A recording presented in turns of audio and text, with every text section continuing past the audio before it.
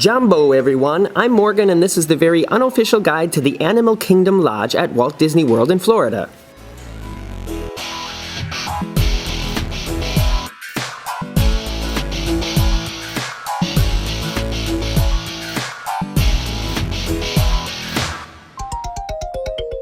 As far as I know, the Animal Kingdom Lodge is the newest and, on the average, least expensive of all the deluxe level official Disney resorts.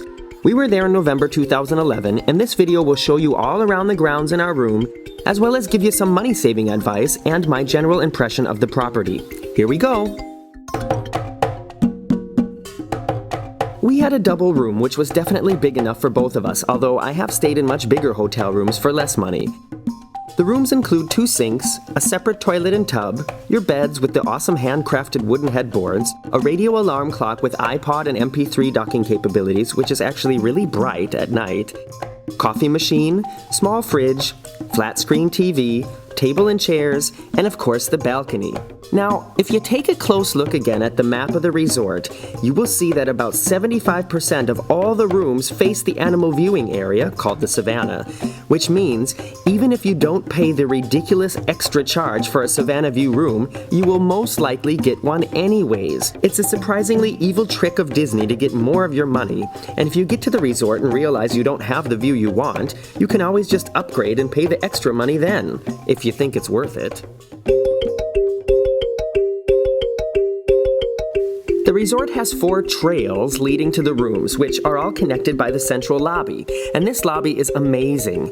Not only is the architecture impressive, but it is filled with native African artwork and jewelry. Take a look at some of this stuff.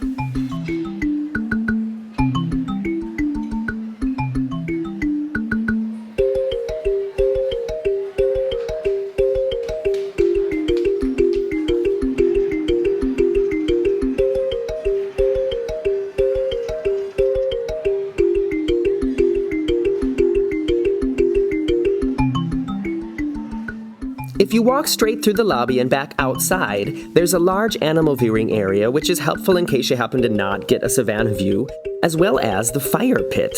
We love to chill here for a few minutes after dinner every night, and there is even organized bedtime stories by Disney cast members.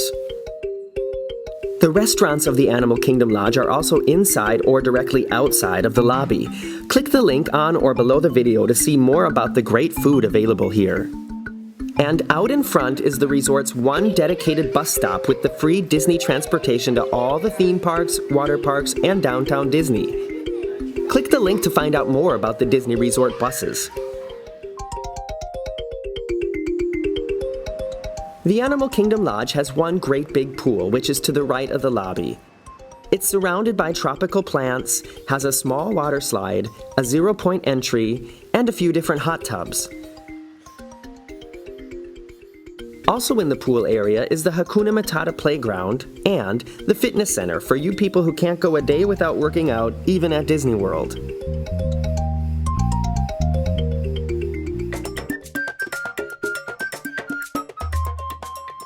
All in all, the Animal Kingdom Lodge is really breathtaking and has lots of that Disney magic which makes staying on property so special. However, now that I've stayed at all 3 levels of Disney Resort, I have to say, the AK Lodge is just too expensive for what it is you get, and I still recommend the Coronado Springs, which is a moderate resort, as my top pick.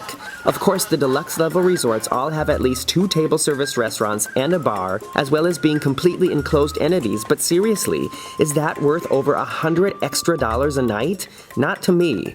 And if you are thinking you'll have less walking to do by staying here, think again. The hallways are endless, and since there is only one bus station, there's no quick way to or from the transportation if you get a room far from the lobby. So, unless you really dig the Africa theme or are rolling in dough, I recommend checking out the moderate level resorts at Disney and saving that extra cash for t-shirts or Dole Whip or other luxurious things. I'm Morgan, and this was another very unofficial travel guide.